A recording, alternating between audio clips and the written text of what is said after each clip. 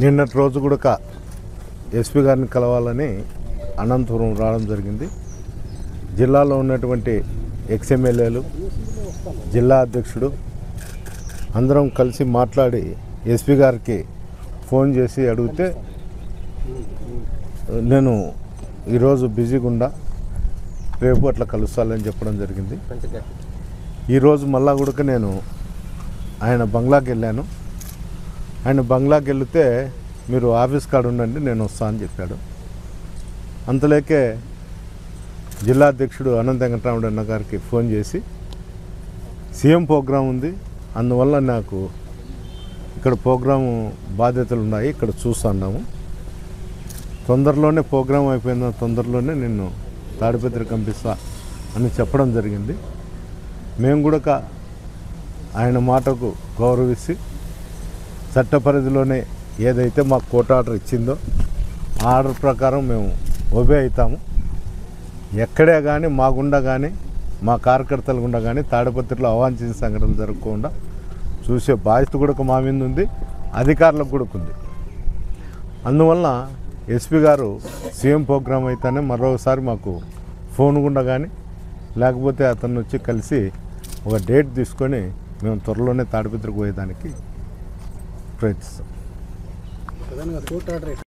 దాదాపుగా 11 మాసాలు కూడా పూర్తి అయిపోయి సంవత్సరం 11 మాసాలు పూర్తి అయిపోయి 12వ మాసం కూడా పడతా ఉంది. అప్పటి నుంచి కూడా కొన్ని అవాంఛనీయ సంఘటనల వల్ల ఏమైనా కానీ ఎన్నికల కంటే ముందు నుంచి కూడా ఎవరిని కానీ 2 పార్టీల యొక్క నాయకులందరినీ కూడా క్యాండిడేట్లతో సహా కూడా అప్పుడు ఉండే ఎస్పీ గారు కానీ డిఐజీ గారు కూడా ఇక్కడ అంటే ఇన్ఛార్జ్ ఎస్పీనే, డిఐజీ గారే ఇన్ఛార్జ్ కూడా 2 పార్టీ నాయకుల్ని including contested candidates for all the parties అని చెప్పేసి ఎవరు కానీ తాడిపత్రి నియోజకవర్గంలో ఎంటర్ కావద్దని చెప్పి ఆర్డర్ ఇచ్చింది. తర్వాత ఎన్నికల రిజల్ట్స్ వచ్చాయి. రిజల్ట్స్ వచ్చినప్పటి నుంచి కూడా మాజీ శాసనసభ్యులు, తర్వాత మా పార్టీ అభ్యర్థి అయిన మన పోటీ చేసిన ఓడిపోయిన పెద్దారెడ్డి గారు ఆ నియోజకవర్గం వాళ్ళ ఇంటికి కూడా పోవాలని ప్రయత్నం చేస్తుంటే ఎక్కడ కానీ అక్కడ ఉండే కొన్ని దాంట్లో పోనీయకపోతే పోలీసు వారు కూడా అడ్వైజ్ చేసి ఉంది. సందర్భంగా కోర్టును అతను అప్రోచ్ అయ్యాడు పెద్దారెడ్డి గారు.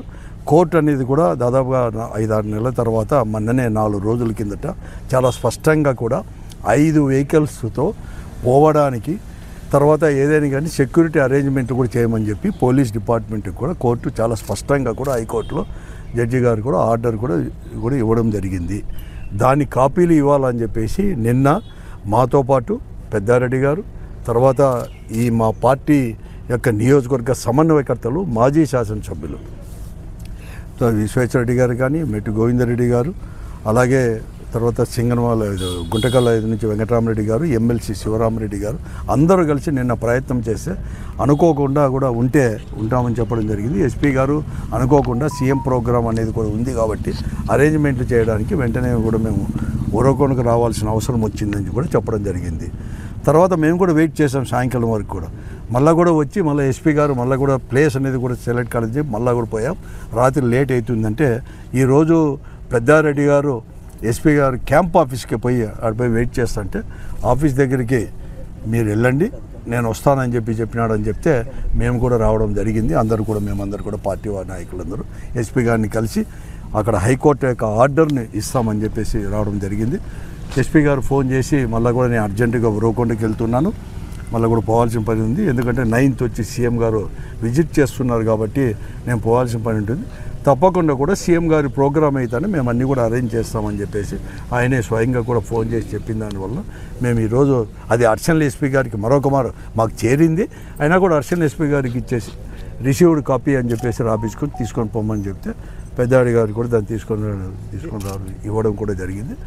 తప్పకుండా కూడా డిపార్ట్మెంట్ తప్పకుండా ఎస్పీ గారు కానీ ఈ జిల్లాలో కూడా అతనికి సెక్యూరిటీ ఇచ్చి ఆ నియోజకవర్గం పంపించాల్సిన బాధ్యత కోర్టు ఆర్డర్ ప్రకారం కూడా ఈరోజు రాంది. మేము కూడా ఇంతవరకు కూడా ఈరోజు మేము 11 నెలలు అయినా కూడా 11 నెలల్లో కూడా ప్రజల యొక్క సమస్యల్ని పార్టీ అనేది కూడా ప్రజాస్వామ్య పద్ధతులను తీసుకొని పోతూ ఉంది. కాబట్టి ఇక్కడ ప్రజాస్వామ్యాన్ని కూడా పునరుద్ధరించాలని చెప్పి మరొక మారు కూడా బహిరంగంగా ఈరోజు మేము కూడా ఎస్పీ గారిని కూడా మేము కోరుతాం.